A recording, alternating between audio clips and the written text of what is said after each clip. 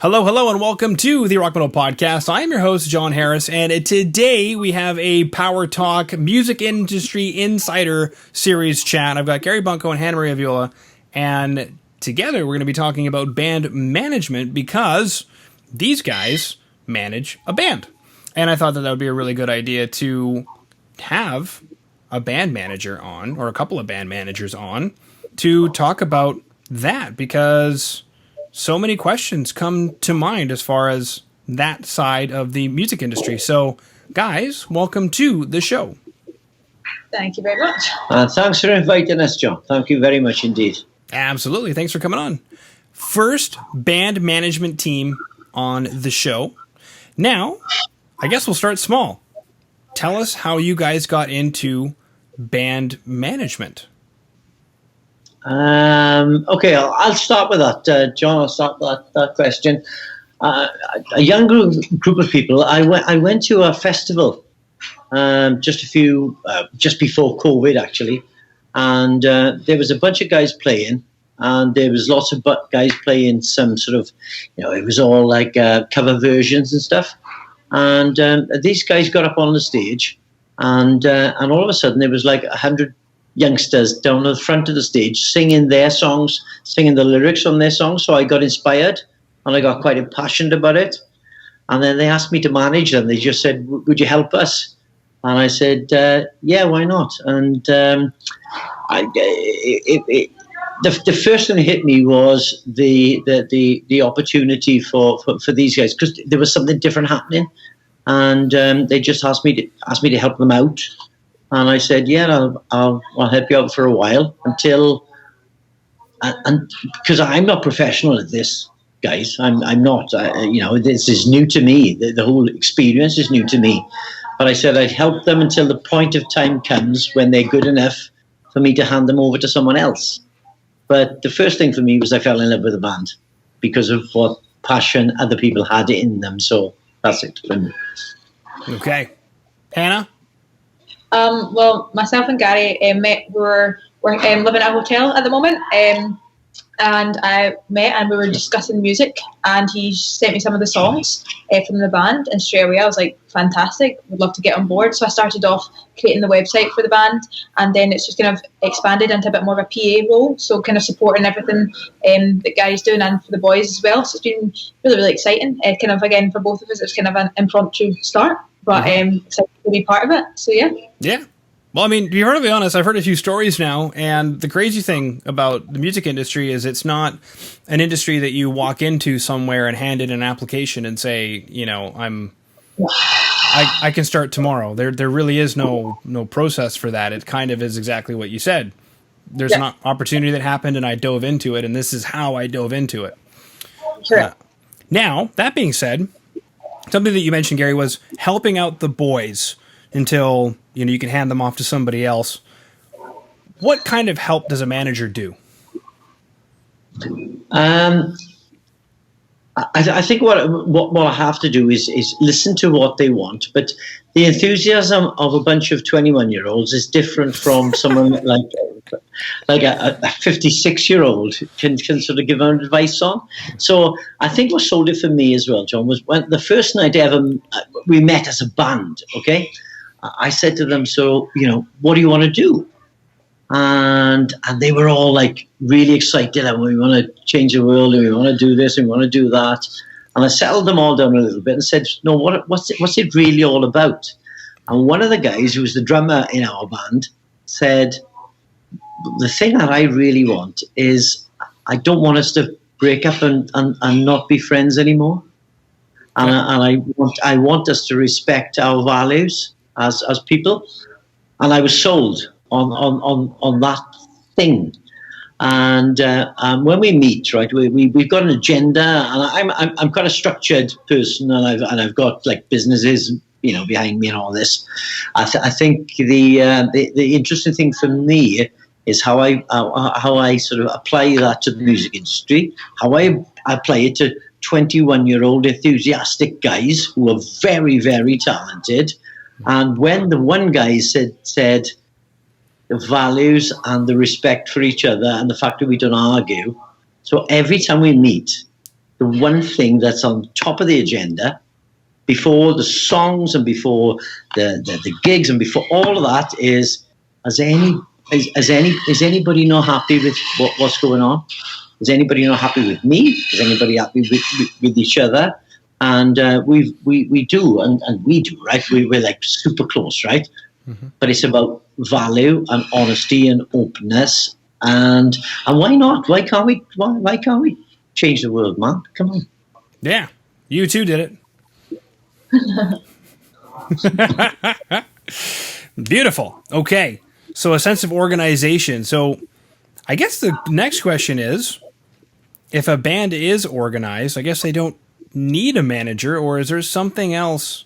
Because you mentioned, for example, perspicacity, I think is the word that comes to mind. Nice $15 word, or I think that's like what, $7.50 Great British Pound or something. But perspicacity, you have an ability to look at the music industry with a set of eyes that maybe a 21-year-old kid can't. How do you view the music industry then? Is it different than any other kind of business?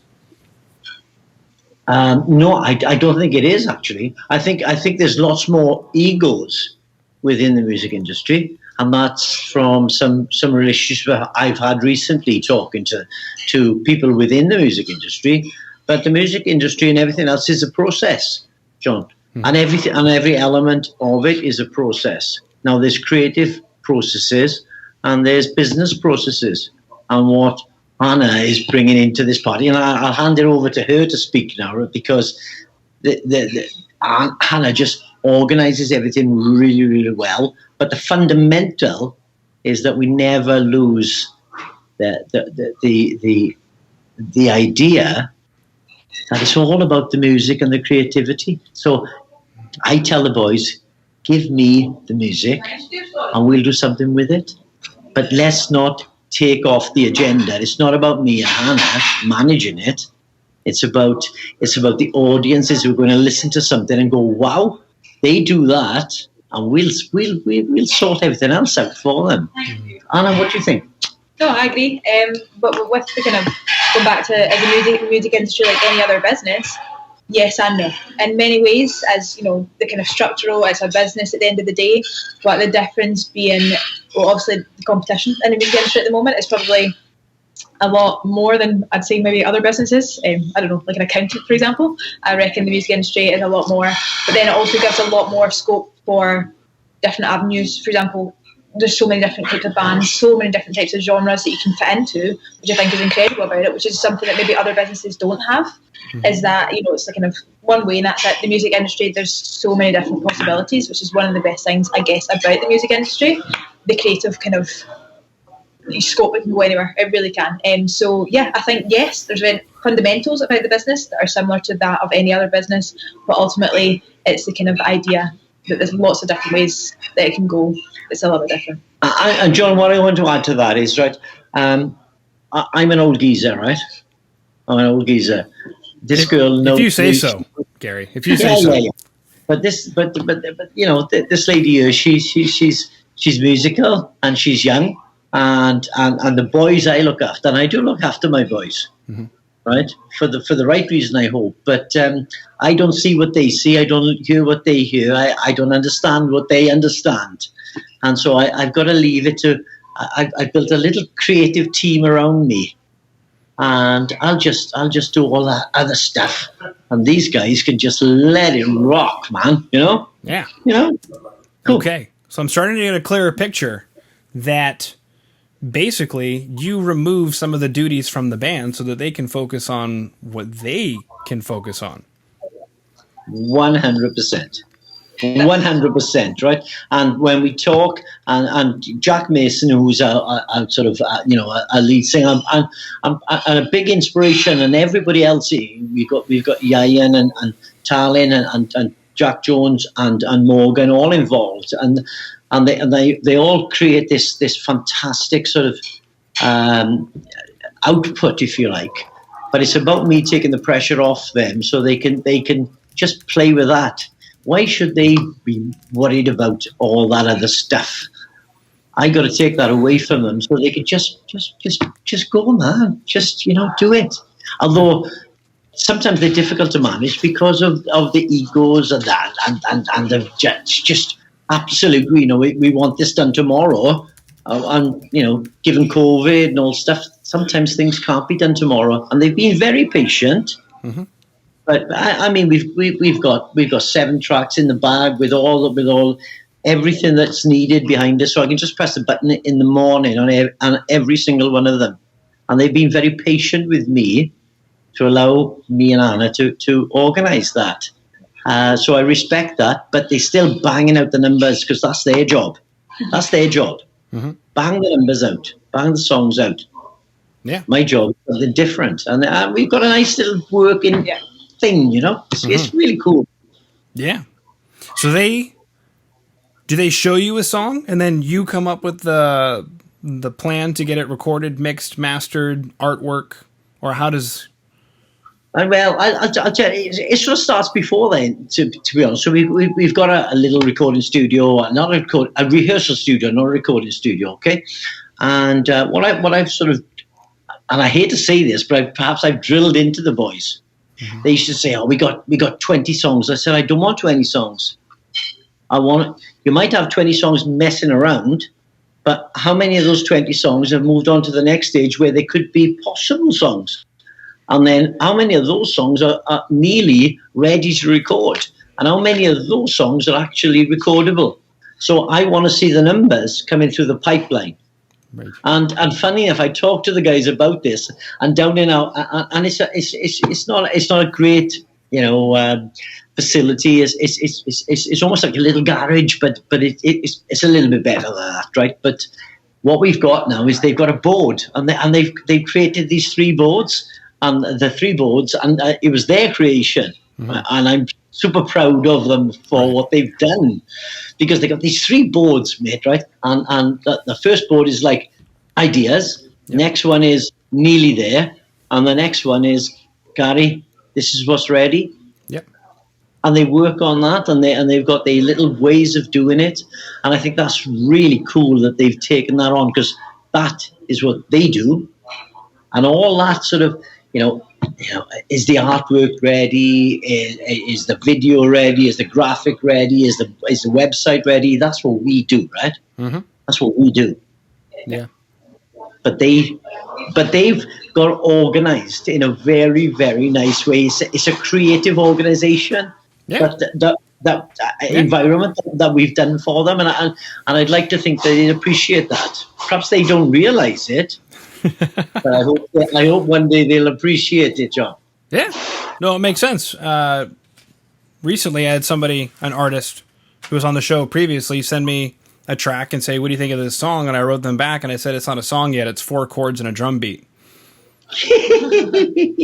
And that's got to go through a process. You got to go through the process, and I think that's something that you brought up that I wanted to expand on was, what is a song? And it's not just 4 chords at a campfire. It's not just 4 chords and a drum beat, 4 chords, a drum beat, and a bass line. We're still not there yet. There actually has to be, outside of an arrangement and a structure, a lead melody. There has to be a lot of things there before it becomes a song.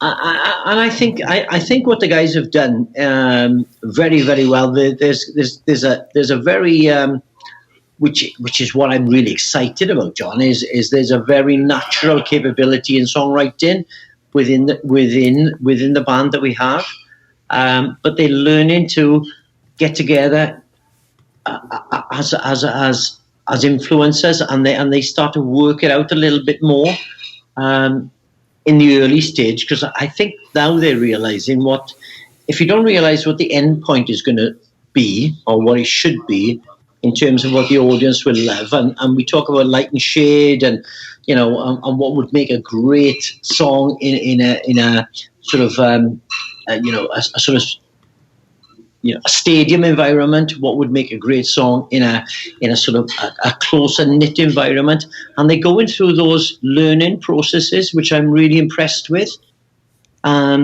But I'm not a songwriter, okay? I'm a 4-chord nonsense singer, right? But this girl can write songs. Mm-hmm. So perhaps ask the question of Hannah. Perhaps it's better for her. Well, she does. You do have the necklace, so I know that you're legit. Can you see that from there? Yeah, no, I do. Yeah, treble clef.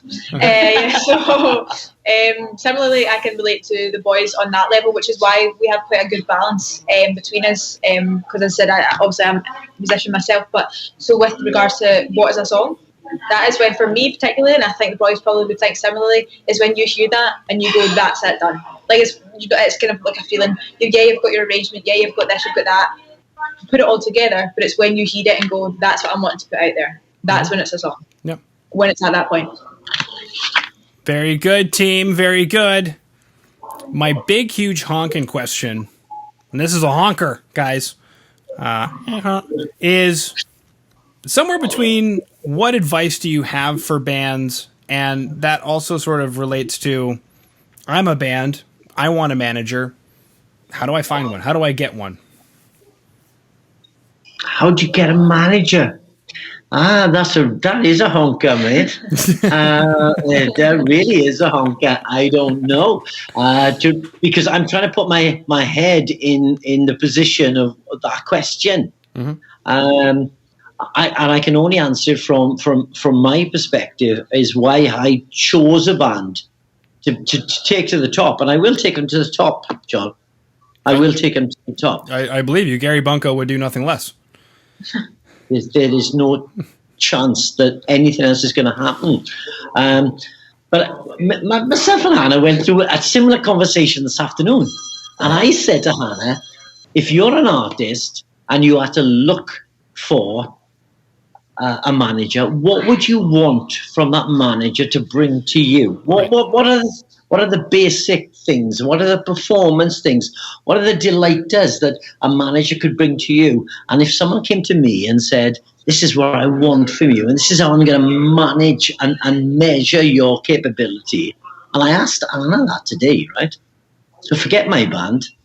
I'll hand it over to Anna now and say, what would she want as a young artist starting, mm-hmm. and asking a question of someone like me? Sometimes, right, band managers get bad press because people think they're after the money and they're after the role and they're after the ego. So, Anna, what would you want from a band manager? Well, firstly, it's more like I'll explain what it is that you'd want. How to find one, that's a bit of a trickier one. Much like anything, how to get discovered in any kind of music industry scenario is quite tricky in itself, and I'm sure every musician, band artist, everything, band managers and things would know that. Mm-hmm. But what you're wanting, obviously, from the outset, is someone who, the passion, they need to believe it, the way that Gary and myself believe in these boys. That's what you need. If it's not there, there's no point. There really isn't. Second of all, you're obviously wanting them to, the managers, to be the ones to put your face out there, to put get these opportunities for you, all these gigs, these, that, and this, that, and the next thing, these type of things. What you're expecting from them is that they uphold their end of the bargain, which is, getting those deadlines in on time, making sure that they support your ideas. At the end of the day, it's the artist, it's their work, but the manager's job is to support that. And yeah, so they're the kind of things you would expect from a manager. Mm-hmm. How to find them? Well, similarly, obviously Gary's situation is a bit different. He found them at a concert, so that's the type of thing that you'd expect as well for young bands and artists these days. It is getting yourself out there as much as possible, getting as many gigs as possible, because you never know who's going to be in the audience. You really never know, and that's what happened for these boys. So I wish there was a one size fits all theory to how you get a band manager and this, that, and the next thing, but it's not. Unfortunately, it is your luck, timing, luck, all of these things come into play in the music industry. So yeah, that's kind of what I would say about that. Okay. I've heard that story before, so you guys aren't too terribly unique in that, and this isn't all band managers, this isn't all situations, but generally speaking, a manager is somebody who wants to do this for a living. They know that they're going to be making X amount, 10%, whatever it is, off of the band's revenues or whatever the percentage is. And they seek bands out. Really? Well. And it might be because we're talking about like the manager for the Foo Fighters, so his 10% is very different than somebody else's 10%. No, I disagree, John. I'm gonna counter that. In as much as it's not about cut. It's not about cutting money. It's not. That'll come, right? That if it comes, it comes. If it doesn't, it doesn't. Who cares? To be honest with you, and I did say that there's a stereotype about band managers, which is that they're in for the cut. Are they really? I'm in this for the love. I've never been so alive in my life than I am today. And do I want money for it? Do I not? Nah, sorry. And I disagree with that. The money, if it's there, it'll come. If it's not there, who cares, man? And you know, if you go into a situation where you think that manager or that management team or that marketing team or whatever team you put up behind you is in it for this, let them go. Live with your gut. Live with your gut. Because sometimes, you know, it's not about that. It should never be about that, John. It shouldn't be about that, but you know, it's not about that. No, I mean, it's not about that. That it shouldn't be like that. But I'm saying in the industry, there's a lot of it that is about that. And maybe we'll change the bloody industry. Hopefully. I'm very passionate about this, John. Honestly, I noticed. And relationships are really cool. If you think I'm in this to make 10% off nothing, then I'm not, and I never will be. And if that makes me, and if my band end up being the next Foo Fighters, great, because I don't want to make money out of the next Foo Fighters. I want my boys to just enjoy it. For God's sake, I don't care about anything else. I don't. Well, and I won't have anyone say that again. Well, I'm glad that, you know, you're able to pay your rent with something else. But for those who have it as a profession, on the other hand, do that for a living, and it is honorable to have it as a living. Yeah, but there is even that. So if it was my living and I was dependent on the band pulling money in, would that make my passion any less? Should it make my passion any less? Should I sell it by the river just because? No. And that would be a conflict that you would need to work out internally. And anybody else would. If yourself was running, was picking up a band and band management, then you'd have to work that out. And could I do with the money? Yes, I could, John. It'd be great. You know, I'm close to retirement. Could I have a retirement fund based on my band? I'd love it, mate. I'd love to have my retirement fund. Yeah. But that's not why I'm doing it. I'm doing it because I want my boys to have the best opportunity to just go out there and do their thing. Mm-hmm. And it might be cliched to you, and you might have heard it many times before, but there you go. You're going to hear it again. Mm-hmm. Beautiful. Okay. From the bottom of my heart, mate. Yeah. All right. So we've chatted about what is band management. We chatted about getting organized, being organized, having a plan. We chatted about the interesting question of how to find a band manager and the questions that kind of brings up, because how in the world do you? And what I was going to say is that it sounds like, from what I've heard, a lot gets sought out. Band managers approach a band and say, I can help you guys. Okay. Yeah, I would say so. And if they can, then there's a relationship there, whatever that relationship is. But if they can't actually help them, then there would be no relationship. And so in this particular case, they asked for help and you said, yeah, I can help you. And it sounds like in the relationship that you're working out with the boys, you are able to help them. I'd like to think so, and it'd be a nice canvas for me to see what their expectations were, and how I'm satisfying or not satisfying them. Now, I'm very close to them, and I do ask them all the time, perhaps to the point where they bored with me asking them. But it means a lot to me for them to keep telling me if I'm doing my part in this process, and they've been really, really, you know, just having Hannah just sort stuff for us all. Because, like I said, this whole like even little things, like, well, not little things, like a professional website and this and organising stuff and all of that, right? It's sometimes it's overwhelming for me. But I can talk to this one and say, look, this is what we want. She talks to the boys talk to her, she talks to me, and we get there. And we've got a little team around us now. We've got a fantastic graphic designer. His name's Reese, who's got his own little business. He's fabulous.